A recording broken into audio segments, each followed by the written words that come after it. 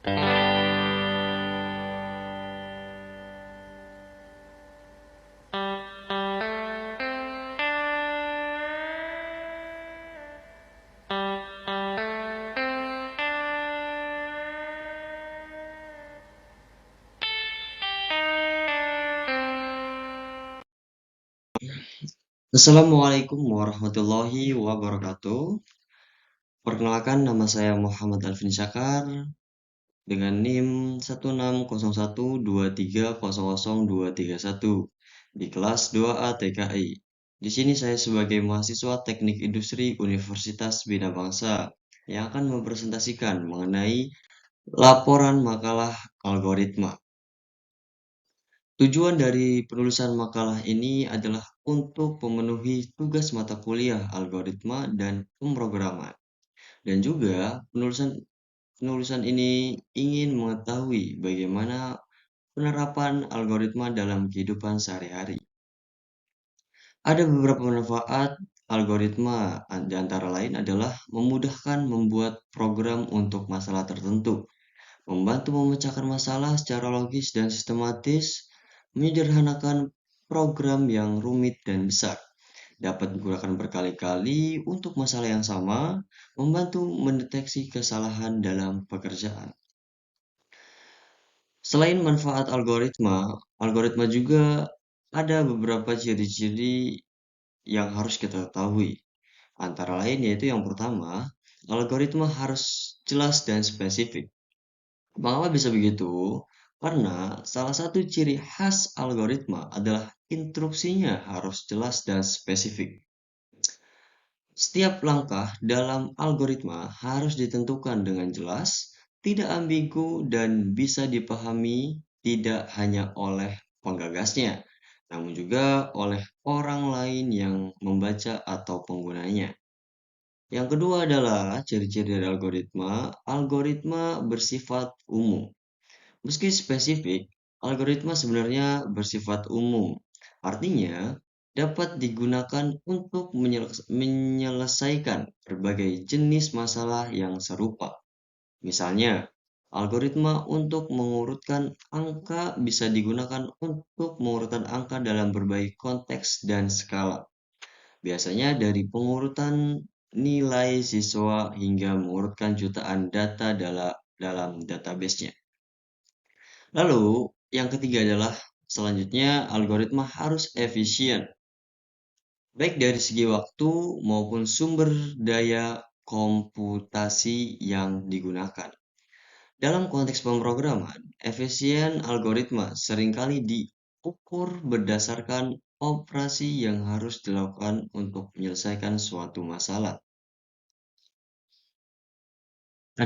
Lalu, algoritma terstruktur yang keempat ya teman-teman. Algoritma harus terstruktur. Artinya, setiap langkah harus berurutan dan logis. Anda tidak bisa sembarangan melewatkan langkah atau melompati bagian tertentu dari algoritma. Jika suatu bagian dari algoritma tidak dikerjakan dengan benar, maka bisa jadi seluruh algoritma tersebut menjadi tidak berfungsi. Jadi, teman-teman itu harus ya tersusun dengan rata, tidak boleh melewati tahap-tahap yang lainnya gitu loh. Terus ada yang terakhir adalah algoritma harus mampu berhenti.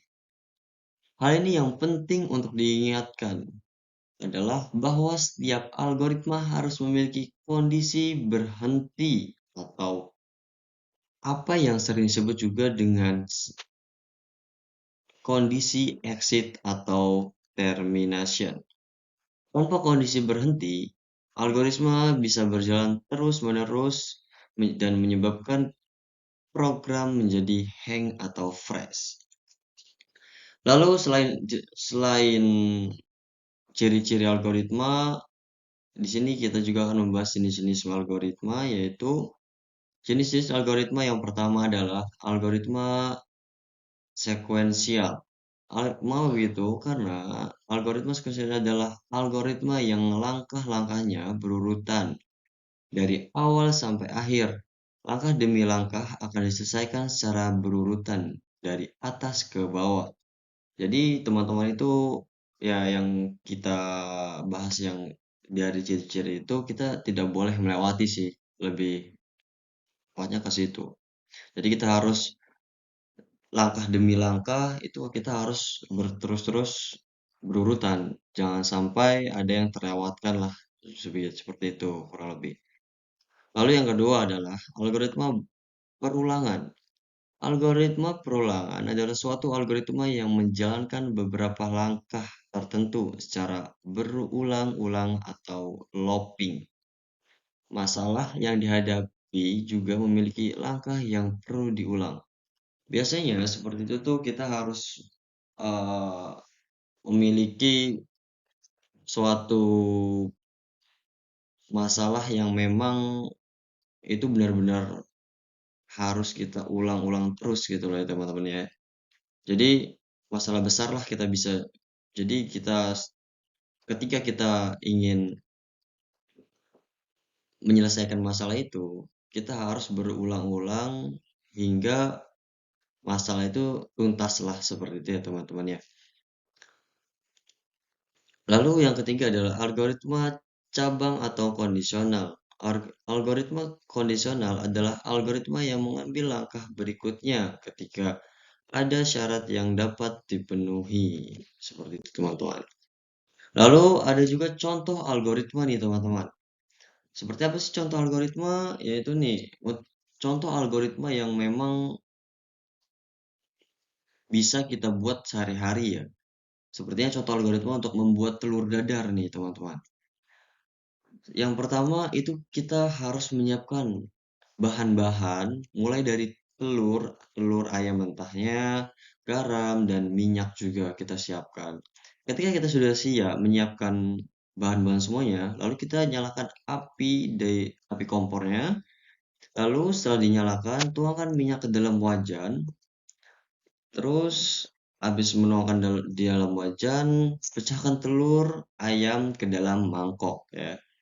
Tetapi minyaknya itu kita harus benar-benar sudah panas ya teman-teman. Baru kita pecahkan telur ayam ke dalam mangkok. Lalu selanjutnya adalah tambahkan garam secukupnya. Aduk campur telur dan garam. Tuang adonan telur ke dalam wajan. Masak telur hingga matang. Angkat telur dan tiriskan. Nah, itu baru selesai ya. Lalu di sini ada pula contoh algoritma membuat kopi nih teman-teman. Jadi eh, yang buat para remaja ini buat kita membuat kopi nih coba. Yang pertama kita start ya teman-teman. Yang pertama kita input kopi, gula sama air panasnya. Lalu kita aduk dengan sendok. Setelah itu kita milih dulu. Kita mau mohon maaf. Kita di sini ada beberapa masalah nih. Ada yang terlalu manis dan ada terlalu pahit. Jika eh, terlalu manis, dia langsung tambahkan input kopinya lagi, tambahin kopi lagi. Jika terlalu pahit, dia tambahkan gula lagi, lalu aduk dengan sendok. Lalu setelah itu kan kita rasakan lagi. Nah, baru tadi itu ya. Nah, setelah dirasakan masalah sudah terselesaikan, lalu kita kita hidangkan kopi. Setelah itu ya udah selesai algoritma membuat kopi. Seperti itu ya teman-teman kurang lebih. Lalu pengertian algoritma. Algoritma adalah metode atau langkah-langkah yang direncanakan secara teratur dan berurutan untuk memecahkan atau menyelesaikan masalah melalui instruksi atau tindakan. Nah, tadi kan di sini ada tuh menyelesaikan masalah melalui instruksi atau tindakan. Nah, seperti yang tadi kita buat kopi saja teman-teman ya. Kita ada instruksinya. Kalau kita juga ada tindakannya. Sudah ada instruksinya, lalu kita tinggal tindakan. Nah, seperti itu teman. Algoritma dapat digunakan Algoritma dapat digunakan tidak hanya untuk menyelesaikan masalah komputer, tetapi juga untuk menyelesaikan masalah sehari-hari yang tadi ya teman-teman ya. Sehari-hari seperti masak telur, masak mie, mie kan, terus bikin kopi. Ada lagi ya algoritma dalam sehari-hari itu kita bisa bilang banyak lah teman-teman. Hampir semua dalam kehidupan sehari-hari kita, kita menggunakan algoritma ya. Jika kita mengetahui gitu loh, menyusunnya dengan rapih lah seperti itu teman-teman. Lalu, yang tadi, masalah sehari-hari yang membutuhkan serangkaian proses atau langkah proses untuk memahami apa itu algoritma, kita pelajari artinya dari berbagai sumber, teman-teman. Nah, terima kasih teman-teman. Sekian, Assalamualaikum warahmatullahi wabarakatuh.